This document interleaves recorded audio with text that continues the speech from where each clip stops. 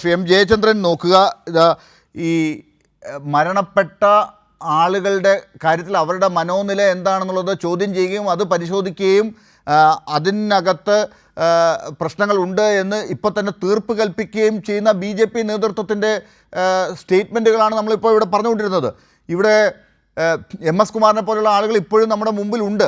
അവരൊക്കെ ഒരുപാട് കാലം ജീവിച്ചിരിക്കേണ്ട ആളുകളും ഒരുപാട് പ്രവർത്തിക്കേണ്ട ആളുകളുമാണ്. ഏത് രാഷ്ട്രീയത്തിലാണെങ്കിലും നമുക്ക് അവരെ ഒന്നും തള്ളിക്കളയാൻ സാധിക്കില്ല, അവർക്ക് അതിനുള്ള സ്വാതന്ത്ര്യമുണ്ട്. പക്ഷേ എന്നിട്ടും ഈ ബി.ജെ.പിയുടെ നേതൃത്വത്തിന് ഇതൊരു പ്രശ്നമായി തോന്നുന്നില്ല. ചോദ്യങ്ങൾ ചോദിക്കുന്നവരും ചർച്ച ചെയ്യുന്നവരുമൊക്കെയാണ് പ്രശ്നക്കാരായി രാജീവ് ചന്ദ്രശേഖർ തന്നെ പറയുന്നത്. എന്താണ് പാർട്ടിക്ക് ബി.ജെ.പിക്ക് വന്നുപെട്ടിരിക്കുന്ന പ്രശ്നം? ഡോക്ടർ ലാൽ, അതിനു മുമ്പ് എനിക്ക് പലപ്പോഴും ഈ ചോദ്യവും മറ്റുള്ള സംഭാഷണവും ഒക്കെ കേൾക്കുന്നതിന് സ്വല്പം അത്ര ഓഡിബിൾ അല്ല. അതൊന്ന് PCR പറയണേ. ശരി ശരി, കേൾക്കുന്നുണ്ടല്ലോ? ശരി, താങ്കൾ പറഞ്ഞോളൂ. ഇവിടെ ഈ വിഷയത്തിൽ എന്നല്ല, ബി.ജെ.പി. ഇന്ന് നേരിടുന്ന ഒരു വലിയൊരു പ്രശ്നത്തിന്റെ തുടക്കം കൂടിയായി ഇത് മാറുന്നുണ്ട് എന്നുള്ളത് കാണാതിരിക്കാൻ കഴിയില്ല. അതെന്താണെന്ന് ചോദിച്ചാൽ, രാജീവ് ചന്ദ്രശേഖർ വന്നതിന് ശേഷം ബി.ജെ.പി. പരിപൂർണമായി കോർപ്പറേറ്റൈസ് ചെയ്യപ്പെട്ടിരിക്കുന്നു എന്നുള്ളതാണ് പ്രശ്നം. അത് ബി.ജെ.പി. എന്ന പാർട്ടി കേരളത്തിൽ അഭിമുഖീകരിക്കുന്ന വലിയ പ്രശ്നമായി മാറിയിട്ടുണ്ട്.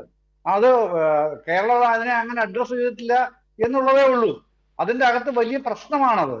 അദ്ദേഹത്തിന് ഒരു കോട്ടറി, ഒരു സ്വന്തം ഒരു വലയമുണ്ട്. ആ വലയത്തിന്റെ അകത്ത് നിന്ന് നടത്തുന്ന പ്രവർത്തനങ്ങളല്ലാതെ എന്താണ് കേരളത്തിലെ പൊളിറ്റിക്കൽ റിയാലിറ്റി, ഗ്രൗണ്ട് റിയാലിറ്റി എന്താണെന്നുള്ളത് അറിയാൻ വയ്യാത്ത ഒരു ബി.ജെ.പി. അധ്യക്ഷനാണ് രാജീവ് ചന്ദ്രശേഖർ എന്ന് പറയുന്നത് മറ്റാരുമല്ല, ബി.ജെ.പിയിലെ കേരളത്തിലെ ഇരുത്തമെന്ന നേതാക്കളാണെന്നേ. ഇന്നും കൂടെ താങ്കളെ വിളിച്ചതിന് ശേഷം ഞാൻ പലരുമായിട്ടും ബന്ധപ്പെട്ടിരുന്നു, ചിലരുമായിട്ടൊക്കെ, എല്ലാവരുമായിട്ടല്ല, എല്ലാവരും എന്നോട് ഈ ഒരു അനുഭവമാണ് ആദ്യം ഷെയർ ചെയ്യുന്നത്. ഇതാണ് ബി.ജെ.പിയിൽ കേരളത്തിൽ ഇപ്പോൾ നടന്നുകൊണ്ടിരിക്കുന്നത്. ഒന്നാമത്തെ കാര്യം. രണ്ടാമത്തെ കാര്യം, ഈ ആനന്ദിനെ കുറിച്ച് പറയുമ്പോൾ, ആനന്ദ് എന്ന് പറയുന്ന വ്യക്തിയെ നമ്മൾ ആദ്യം ഒന്ന് വിലയിരുത്തി അംഗീകരിക്കേണ്ടതുണ്ട്. ഒരു വെൽ ട്രെയിൻഡ് RSS കേഡറാണ് ഈ ആനന്ദ് എന്ന് പറയുന്ന വ്യക്തി. ഒരു വെൽ ട്രെയിൻഡ് RSS കേഡർ എങ്ങനെയാണ് പ്രവർത്തിക്കുക എന്നറിയാത്തവരാണോ കേരളത്തിലുള്ള? പ്രത്യേകിച്ചും ഇതുപോലെ ചർച്ചയിൽ പങ്കെടുക്കുന്ന നമ്മളെ പോലുള്ള വിവിധ ചാനലുകൾ പലരും പങ്കെടുക്കുന്നുണ്ടല്ലോ, അവരൊക്കെയും എല്ലാവർക്കും അറിയാം എങ്ങനെയാണ് RSS കേഡർ. പക്ഷെ ഒരു പ്രശ്നമുണ്ട്. ആ പ്രശ്നമാണ് രണ്ട് രൂപത്തിൽ. ഒന്ന്, സുരേഷ് 2 ദിവസം മുമ്പും ഗോപാലകൃഷ്ണൻ ഇന്നും ചൂണ്ടിക്കാണിച്ചത്, ഇവരാരും ബി.ജെ.പിക്കാരൊന്നും അല്ല, RSSകാരും അല്ല. എത്ര അനായാസമായിട്ടാണ് ഇതിനെ പറയാൻ കഴിയുന്നത്? അപ്പോൾ എന്നോടൊരു നേതാവ് ചോദിച്ചത്, ഞാൻ ആരാണെന്ന് താങ്കൾക്കറിയാമല്ലോ എത്രയോ വർഷങ്ങളായിട്ട്. അപ്പോ ഞാൻ ആരാണെന്ന് ചോദിക്കുകയാണ് ഒരാൾ, അല്ലെങ്കിൽ ഞാൻ ഇന്നയാളല്ലെന്ന് പറയുകയാണ് ഒരു നേതാവ്. അദ്ദേഹവും ഇരുത്തമെന്ന നേതാവായിട്ടാണ് വിശേഷിപ്പിക്കപ്പെടുന്നത്. ഇതൊക്കെയാണ് ഇതിനകത്ത് നടക്കുന്നത്. മറ്റൊന്ന്, ഈ ലോകത്ത്, നമ്മുടെ ഇന്നത്തെ ലോക സാഹചര്യത്തിൽ ഒരു മെമ്പർഷിപ്പും ഇല്ലാതെ ചിട്ടയായ പ്രവർത്തനം സംഘടിപ്പിക്കുന്ന ഒരേ ഒരു പ്രസ്ഥാനമേ എൻ്റെ അറിവിലും ബോധ്യത്തിലുള്ളൂ. അതിൻ്റെ പേര് രാഷ്ട്രീയ സ്വയം സേവക സംഘം എന്നാണ്. അവിടെ പ്രവർത്തിക്കുന്നവർക്ക് മെമ്പർഷിപ്പ് ഇല്ല. 4 രൂപ മെമ്പർഷിപ്പ് കൊടുത്തിട്ടുമില്ല. അവിടെ മെമ്പർമാരില്ല, മെമ്പർഷിപ്പ് ഫീ ഇല്ല. അവർക്ക് സ്വന്തമായിട്ട് അവരുടെ പേരിൽ രാഷ്ട്രീയ സ്വയം സേവക സംഘിന്റെ പേരിൽ ഏതെങ്കിലും വസ്തുവകകളോ ഒന്നുമില്ല. അതൊക്കെ നിരവധി ട്രസ്റ്റുകളുടെ പേരിലാണ്. 80-85 ട്രസ്റ്റുകളുണ്ട് അഖിലേന്ത്യാ തലത്തിൽ തന്നെ. അവരുടെ പേരിലാണ് അടക്കമുള്ളത്. എല്ലാം അങ്ങനെയാണ് നിൽക്കുന്നത്. അവിടെ ഇപ്പൊ അവരുടെ ഏറ്റവും വലിയ സർസംഘചാലക് മോഹൻ ഭാഗവത്, അദ്ദേഹം അടക്കം, നരേന്ദ്രമോദി അടക്കം, ഈ ആഭ്യന്തരമന്ത്രി അമിത്ഷാ അടക്കം, JP നദ്ദ ദേശീയ അധ്യക്ഷൻ അടക്കം ഒരാൾക്കും RSS മെമ്പർഷിപ്പ് ഇല്ലാന്ന്. അപ്പോൾ ഇയാൾ RSSകാരനല്ല ആനന്ദെന്ന് പറയാൻ ഒരു നിമിഷം മതി തള്ളി പറയാൻ. കാര്യം മെമ്പർഷിപ്പ് ഇല്ലാതെ ഏതെങ്കിലും സംഘടനയിൽ തെളിയിക്കാൻ കഴിയുമോ? ഇനി ഇത് മോഹൻ ഭാഗവത് തെളിയിക്കാൻ കഴിയില്ലല്ലോ, പ്രധാനമന്ത്രി മോദിക്ക് കഴിയില്ലല്ലോ, പിന്നെയല്ലേ ഒരു പാവപ്പെട്ട ആനന്ദിന്. അതൊരു വശം.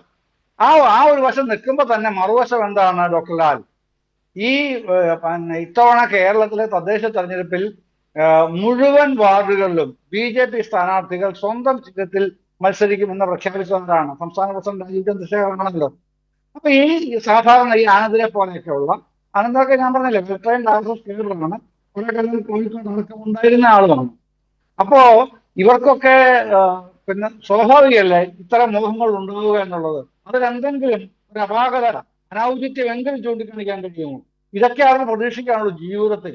ഒരു കൗൺസിലർ ആവുക, പഞ്ചായത്ത് മെമ്പർ ആവുക, പഞ്ചായത്ത് പ്രസിഡന്റ് ആവുക, അത്തരം കാര്യങ്ങളൊക്കെ ഉള്ളൂ. അതൊക്കെ മോഹിക്കുന്നതിൽ തെറ്റില്ലല്ലോ. അതാണല്ലോ ജലജയുടെയും പ്രശ്നമായിട്ട് ആത്മഹത്യ ചെയ്ത സഹോദരി മരിച്ചില്ല, ആ, പിന്നെ വലിയ സന്തോഷം, മരിച്ചില്ലല്ലോ എന്നുള്ളത്. പക്ഷെ അവർക്ക് അതിലേക്ക് പോകേണ്ടി വന്നു. ആനന്ദ് സ്വയം ജീവനൊടുക്കി. അനിലാണെന്നുണ്ടെങ്കിൽ ഒരു സൊസൈറ്റിയുടെ പ്രശ്നവുമായി ബന്ധപ്പെട്ടാണ് ഇത് ചെയ്യുന്നത്. പക്ഷെ ഇതൊക്കെ കേട്ടിട്ട് ഏതെങ്കിലും ഒരു BJP നേതാവിന് ഒരു ഒരു ധാർമ്മികതയുടെ കണികയെങ്കിലും, എന്തൊരു നഖത്തിന്റെ നീളം പോലെയുള്ള ധാർമ്മികത ഉള്ള ഒരു BJP നേതാവിന് ഇതുമായി ബന്ധപ്പെട്ട് കേരളത്തിൽ ആരെങ്കിലും കണ്ടിട്ടുണ്ടോ? ഞാൻ ചോദിക്കുകയാണ്. ആരെങ്കിലും അതൊരു പ്രതികരണം നടത്തിയിട്ടുണ്ടോ? ഈ ജീവിതത്തിൽ RSSൽ പ്രവർത്തിച്ചാൽ എനിക്ക് പറ്റിയ ഏറ്റവും വലിയ തെറ്റ് എന്ന് പറയുന്ന ആള് RSSലും ഇല്ല, BJPയിലും ഇല്ലെന്ന് പരസ്യമായി പറയുന്ന ആരാണ്? ഇതിൽ BJP നേതാക്കളാണെന്ന്. അവരെല്ലാം RSSകാരായിട്ടാണ് നമ്മൾ കണ്ടിട്ടുള്ളത് കുറെ കാലമായിട്ട്. പിന്നീട് BJP ആയിട്ട് മാറുന്നു. ഇപ്പൊ ഒരുത്തൻ എഴുതി വെച്ചിട്ട് ആത്മഹത്യ ചെയ്യുകയാണ്, RSSൽ പ്രവർത്തിച്ചാണ് ജീവിതത്തിൽ ഏറ്റവും വലിയ തെറ്റ് എനിക്ക് സംഭവിച്ചത്, അതുകൊണ്ടാണ് എനിക്ക് ജീവിതം അവസാനിപ്പിക്കേണ്ടി വരുന്നതെന്ന് എഴുതി വെക്കുകയാണ്. അയാളോട് ഒരു അനുതാപം പ്രകടിപ്പിക്കാനായിട്ട് ഈ BJPയുടെ RSSന്റെയോ പരിവാറിന്റെ നിരവധി സംഘടന, ഞാൻ പറഞ്ഞ 85ഓളം സംഘടനകൾ കേരളത്തിൽ അവരൊക്കെ തന്നെ 85 സംഘടനകളുണ്ട് കേട്ടോ. ഒരാൾക്കെങ്കിലും അതൊരു ധാർമ്മിക ബോധം, എന്തൊക്കെ പ്രസംഗങ്ങളാണ് ഇവര് പിന്നെ BJPയെ ബന്ധപ്പെട്ട് യെസ്. ഓരോ ഇഷ്യൂവിൽ നടത്തുന്നത്. അത്തരത്തിൽ പിന്നെ അധാർമികതയുടെ കൊടുമുടി കയറി നിൽക്കുന്ന ആൾക്കാരായി അത്തരം പിന്നെ എന്താണ് ഈ അതിക്രൂരമായ മനസ്ഥിതിയുള്ളവരെ മാറിയിരിക്കുകയാണ് ഈ സംഘപരിവാറുകാരും അവരുടെ ഈ BJP അടക്കമുള്ള പ്രകൃതികളും എന്ന് തന്നെ നമ്മൾ കണ്ടുകൊണ്ടേയിരിക്കുകയാണ്. ശരി. ഇത് നമ്മൾ ആരോടും വിശദീകരിക്കേണ്ട കാര്യമില്ല. കേരള ജനതയുടെ ബോധ്യത്തിൽ കഴിഞ്ഞ ഏതാനും നാളുകളായി, ദിവസങ്ങളായി, അല്ലെങ്കിൽ ഓരോ നിമിഷങ്ങളിലുമായി, അനുനിമിഷം എന്ന് തന്നെ പറയാവുന്ന വിധത്തിൽ ഇത് വർദ്ധിച്ചുകൊണ്ടേയിരിക്കുകയാണ്, വളർന്നുകൊണ്ടേയിരിക്കുകയാണ്. അത് മറ്റാരും കൊണ്ടുവരുന്നതല്ല. ആ പാർട്ടി എങ്ങനെയാണ് അന്യവൽക്കരിക്കപ്പെടുന്നത് സ്വന്തം അണികളിൽ നിന്ന് എന്നുള്ളതിന്റെ ഏറ്റവും വലിയ തെളിവായിട്ട് തന്നെയാണ് ഇതിനെ ശരി. നമ്മൾ കാണേണ്ടത് എന്നാണ് ശരി, എന്റെ അഭിപ്രായം. അതായത് പാർട്ടിയിലെ അംഗങ്ങളുമായി നല്ല ബന്ധം ഉണ്ടായിരിക്കണം. അവരെന്താണ് അവർ അനുഭവിക്കുന്ന മാനസിക പ്രശ്നങ്ങൾ എന്നുള്ളത് പാർട്ടി നേതൃത്വം അറിയണം. അല്ലാതെ പ്രശ്നങ്ങൾ ഉണ്ടാകുമ്പോൾ അവരെ തള്ളിപ്പറയുക, അത് കഴിഞ്ഞിട്ട് അവർക്ക് മാനസിക വിഭ്രാന്തിയാണെന്ന് കളിയാക്കുക, ഇതൊക്കെ അല്ല സംഭവിക്കേണ്ടതെന്നാണ്